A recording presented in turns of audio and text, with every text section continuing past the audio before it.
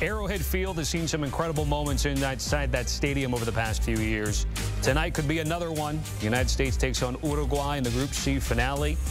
Now, we're level on points with Panama coming out of Thursday's defeat, but remains ahead of them in terms of the standings based on goal differential. But Panama does take on a much weaker Bolivian side.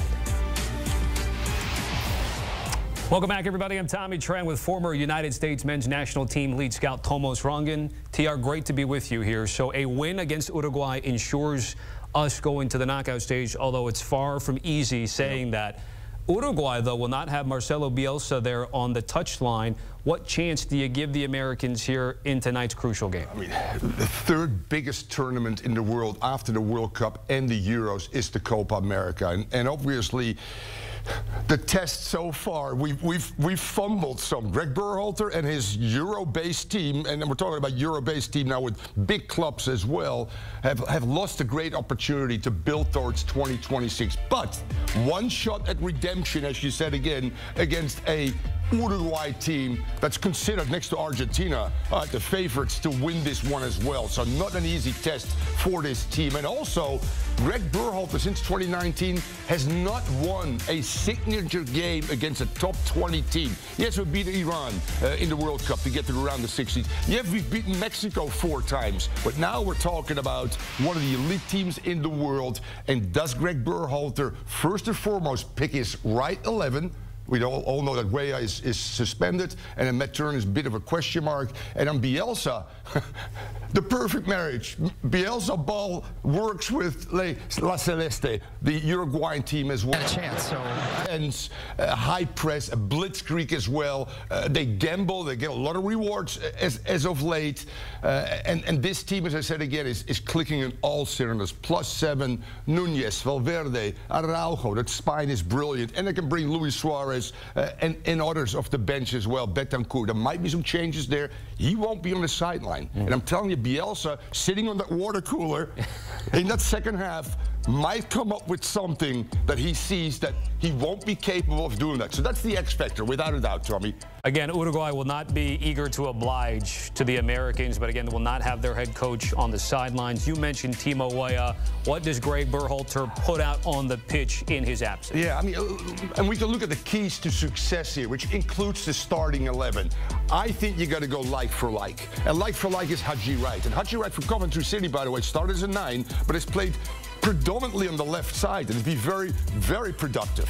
You've moved Pulisic in his natural position at AC Milan to the right, maybe. You stay with Ballo. I think that's the way to go. But it wouldn't surprise me if he goes a little more conservative, move Gio Reyna to the right side, and then put Giannis Musa in midfield with Adams and McKinney. That's the triangle. Played so well in the World Cup. So 2 options there, a 4-5-1, because Tommy, you got to look at a solid defensive structure first and foremost. And I say you don't have to win this game in the first minute. So manage 90 minutes at a high level. Play the game of your lives, as Christian Pulisic said as well, against a very good team that in transition might be vulnerable, because Bielsa ball means in your re and rest organization, they play 1v1 at the back. A Haji Wright can get behind you. The dribble penetration in transition of Christian Pulisic, where he provides Balogun with the assist to score the goal. And talking about Ballo, he scored in 2 consecutive games. It's all about not conceding early, work your way in this game, level the intensity level, but be emotionally smart. Don't get sucked in, as Timothy Weah did against Panama, to do something foolish. I firmly believe this team is still in it, and if they can just mirror what Panama is doing, because we have a goal differential +2, and they got a -1, I think, we're still an opportunity against one of the better teams in the world to get to the round of 16. If not, it's an epic failure by Greg Berhalter and this golden generation, and we'll put Greg Berhalter on the hot seat. Speaking of Berhalter and the heat that's on him, which is nothing new in world soccer, just ask those in England, those in Mexico, and of course here in the United States. The question always becomes, if we don't get to the knockout stage, if we don't get out of the group, what do you think that means for Greg Berhalter? You got to have a revolution. You got to have a mutiny right now that starts at the top with Crocker, obviously, that decided to continue with Greg Berhalter after his contract run out after the World Cup in 2022 as well. And Greg Berhalter, as I said again, is methodical, wants to build with this team. Not really the DNA that I would like to see with this team. This team is more of an Uruguay team. If you unleash them, and like Gareth Southgate, unleash England with that kind of quality.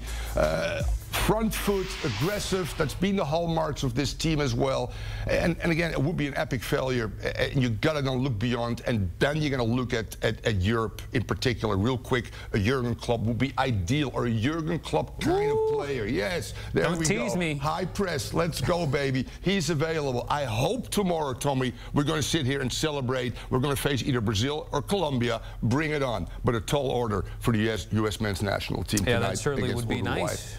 To get that if things don't work out with Greg, which remains to be seen. Last couple notes here with Copa América.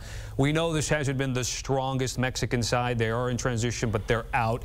Canada, led by an American manager, continues to move on. Your takeaways? Interesting. I mean, Mexico also an epic failure, quite frankly. They're the co-host, just like America, in the 26 World Cup, obviously. A generation that is probably the poorest that we've ever seen, going back to Rafa Marquez, and the list goes on of big players. I talked to Clint Dempsey. I talked to some of the guys that played big games against Mexico.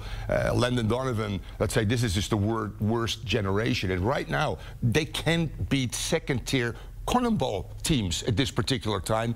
And by the way, Canada's in, and Canada right now, you know, is the top dog in CONCACAF. Yeah. So Jesse Marsh with Jonathan Davies and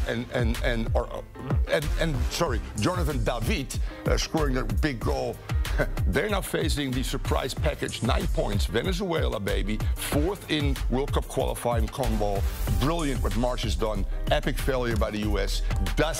By Mexico. Does the U.S. either follow that, and that's been a trend that we've seen as of late, or can they get something out of this game against Uruguay? That's so important.